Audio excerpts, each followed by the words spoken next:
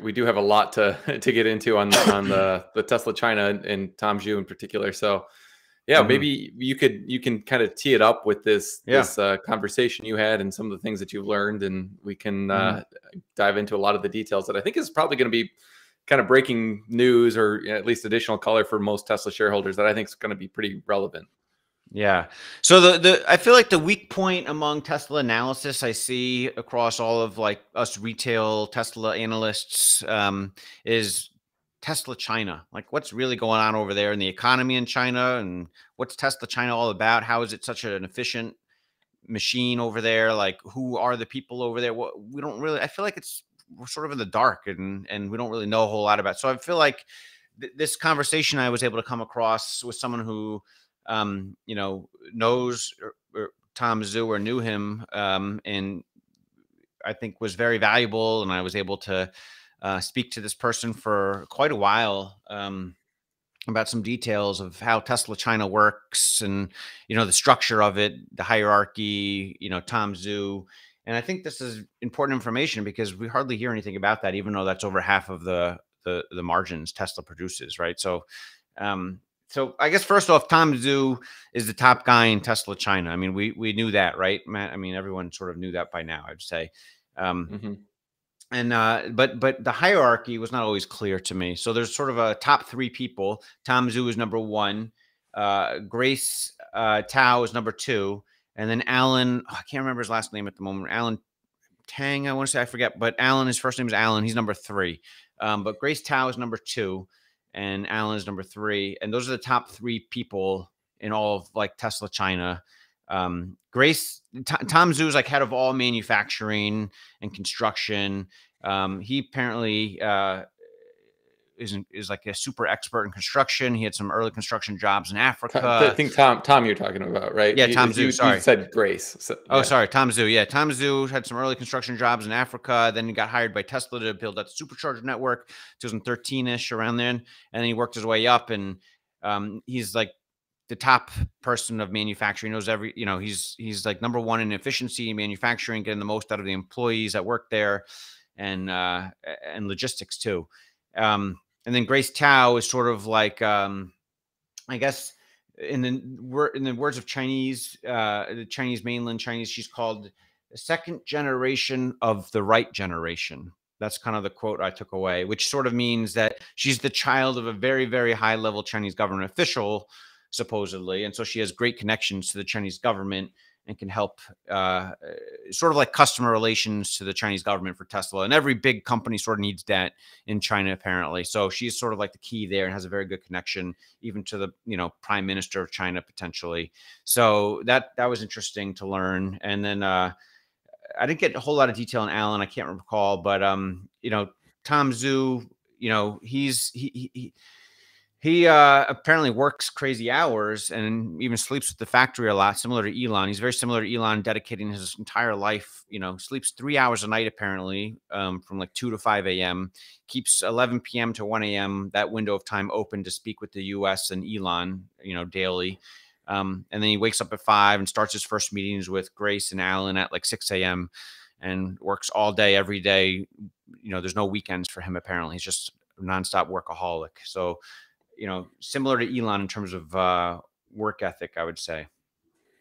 Yeah, in tolerance for pain. So, one of the things that was really interesting to me, and there's maybe a couple of things we want to drill down into this, but and Matt knows about this, but I talked to him right after. I told him all, like, I pretty much just like told him everything I learned real quick, and he's, we talked for a while about it. So Matt's going to comment too, but hopefully we'll have this person back on officially where Matt and I both can talk to the person and ask them questions. And we'll talk about that later, but Matt, go on with what. Yeah. This is a credible source who, knows this information, but obviously it's just one person's view. But like Emmett was saying, there's just so little information coming out of Tesla China that we think it's kind of worth spending a little bit of extra time today just to kind of hear some of the stuff that we're hearing.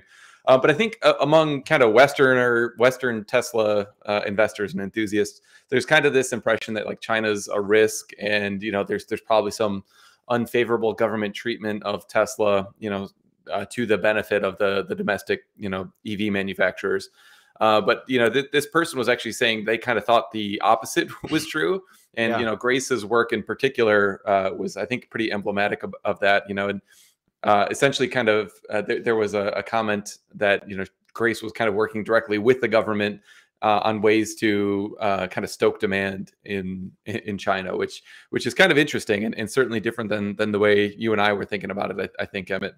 Yeah. I asked, like I told you, Matt, I asked them like, well, is Tesla always going to be behind the homegrown EV makers in China? And our source said the opposite, that, Tesla is always going to be seen ahead of the Tesla of the China EV makers, sort of like Apple is seen ahead, like a similar branding. Tesla, where the Chinese government wants Tesla China to succeed beyond its own EV makers, or wants to put them ahead for some reason. And so the demand will never be an issue. Grace Tao is a good channel to negotiate new incentives if need be. And so that's sort of what I gathered. I mean, this is one person, it'd be interesting to talk to other people as well, to, who may or may not corroborate this, but this is opposite of what I believed. I mean, I believe that Tesla China would always be at a disadvantage to the local players, but it seems like it's the opposite in a way. So that was interesting to learn, for sure. Yeah, and maybe related to that, there was a story of Tom Zhu and him kind of coming up in construction. You'd think that's kind of his forte, and he'd have trouble kind of moving to a PR phase. But there was an interesting kind of anecdote that you heard. You want to maybe tell a little bit about that kind of story? Yeah, so I was, I think everyone who's been following Tesla for a while recalls seeing like images coming out of China of some lady on a hood of a Tesla at some car show screaming about the brakes failing, and it kind of went viral over China for a while. Ultimately, that lady had to like apologize and like give money to Tesla or something like that. But for a while, it was a PR disaster within China. And apparently they lost orders measurably because of that. And Tom Zhu at the time, he was just in charge of construction, but he kind of pivoted over to help with the market. Like, there's no real official marketing or PR in Tesla China, because they know Elon doesn't like PR or marketing, but they also realize there has to be some type of PR marketing, especially at this time. Tom Zhu stepped in to help manage that process, to kind of get the marketing aspect or the PR, the government relations, in order to reprimand that person, to put out reports saying that they were wrong, so he was able to kind of use PR, to fix that situation. And so there is sort of like a PR department within China. They call it customer relations. Maybe this person thinks it's sort of like the function of what PR does, but instead they call it customer relations or something like that, because Elon doesn't like PR, or the word marketing, or PR, apparently. So, but Tesla China recognizes that it's important to serve that function in some way, so that was an interesting story that Tom Zhu kind of stepped in, and he's apparently at every meeting with government officials with Grace Tao. So he plays a big part in the relations with the government. So it's not just like PR with customers, it's PR with the government. That's just as important, more important. And Tom Zhu kind of has taken charge of doing that with Grace Tao. Yeah, and so I find that anecdote really interesting for two reasons. I mean, one is just that, like, if you're thinking of Tom Zhu as a potential, future CEO, or like maybe just the global automotive CEO, the fact that he kind of came from this construction background and was able, in a very short time, in a key moment of crisis for Tesla China, to just completely change his focus, change his work days from focusing on construction and like manufacturing, to handling very diplomatically a kind of sensitive political and customer focused issue. So the fact that he was able to do that apparently so successfully tells you a lot, I think, about his skill set, his soft skills, and his ability to kind of learn on the fly and be a diplomatic presence. I think that's also really interesting, because like that's kind of what Tesla globally is probably being most criticized for right now. With Elon, the perception anyways is that Elon's flying off the handle. He's not giving enough attention. He's poking the bear. And the impression I get from Tom Zhu is that he doesn't like the spotlight, but he's very good at kind of managing things diplomatically, very well respected by the employee base there. But also seems to have very strong relationships with the government, and has managed the customer relationships in kind of PR and communications very deftly to handle that situation. He wants to keep what I was told a couple times is that he likes to keep a low profile. He speaks English just fine, similar to the source who was talking to me. He speaks English, very capable, but he doesn't do interviews. The only interviews he's done is with Xinhua News, like the government Xinhua. official. Xinhua News. That's the only interview he's done apparently in recent history because he wants to keep a low profile. But that's just like out of respect to the Chinese government, because that's like a very high Chinese government rate, related news organization or something. So he did an interview with them recently, or well known. And another interesting thing is he doesn't dress up in suits or anything. He pretty much shows up to work in like a t-shirt, and very nonchalant. He doesn't really. I think he sleeps at the factory. I mean, apparently. So I mean, that's pretty. He's super hardworking. I mean, he's not one drawback. I asked, what I tried to ask the source, like, if you had to guess, what percentage chance do you think Tom Zhu becomes global, CEO of Tesla Automotive? And I said, I think 60% chance or something, but I think I got lost in translation. I think the source I was talking to might have thought I meant like, what percentage fit do you think he is, not percentage chance? And the person's at 90%. And I think they meant like he's a fit 90%. And like the 10%, he mentioned, reiterated why, yes, but the 10% off is that he's not like a software engineer. He doesn't have like software engineering background, especially.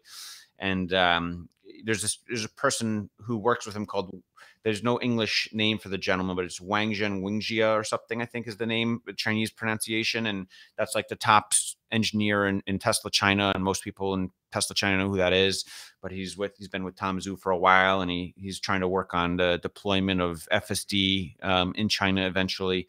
So that was the only potential drawback for Tom Zhu, apparently, is that he's not like a engineer, in background. Mm-hmm. Yeah, which kind of fits with this rumor that we heard that Tom might be the global auto CEO, but that Elon would be kind of in charge of design and the FSD kind of AI stuff. To me, the kind of pieces of this, these kind of anecdotal stories that we've heard from the source do kind of fit with that narrative that was leaking out a while ago, and it does seem to fit with what Elon would want to do anyways, kind of staying involved in like the cutting edge kind of most important piece of Tesla's future, which is, AI and autonomy, but kind of stepping down from the day-to-day role. So, we don't know for sure that all this is 100% true, but it does seem to kind of pass the smell test. And I don't know, I found it really interesting. Yeah.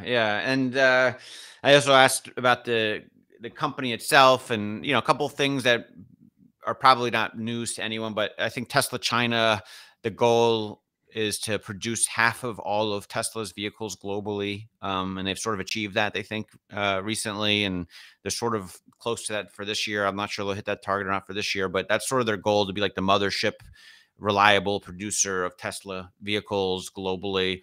Even during COVID-19, they felt like they proved themselves to be able to serve that goal. And there's, 10,000 employees, mostly factory workers, and then 500 office employees, they call it. And those are, I think, 500 like executives or something. That's what I interpreted of.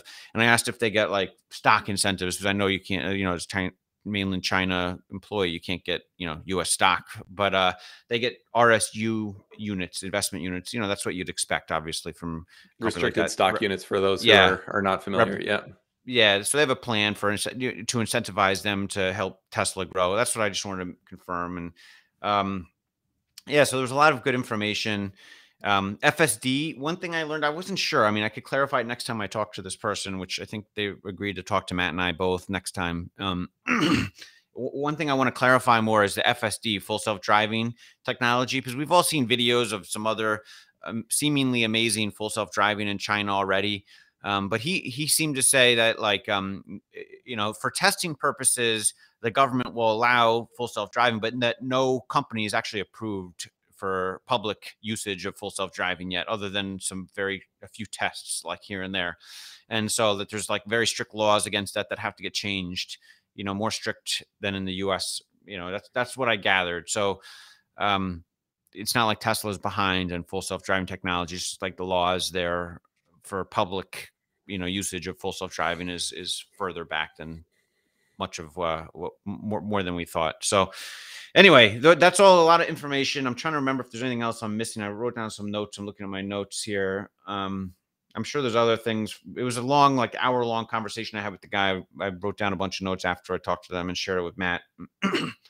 Yeah, I mean, I guess what we would invite you as our audience to do is, if you go onto our Twitter thread for a Good Soil Investor, where this Spaces is announced, or in the YouTube comments. I know there's hundreds of people watching YouTube Live. If you want to put in the comments section, questions, maybe after the YouTube Live is over, put in the comment section questions you think we should ask. So just any questions you think you'd like us to ask about Tesla China, Tom Zhu, Grace Tao, Allen, anything we can ask this person, and they will do their best to share information that's, allowed to be public information. And, there's nothing private they're telling us so far. And, I don't think they have any private information.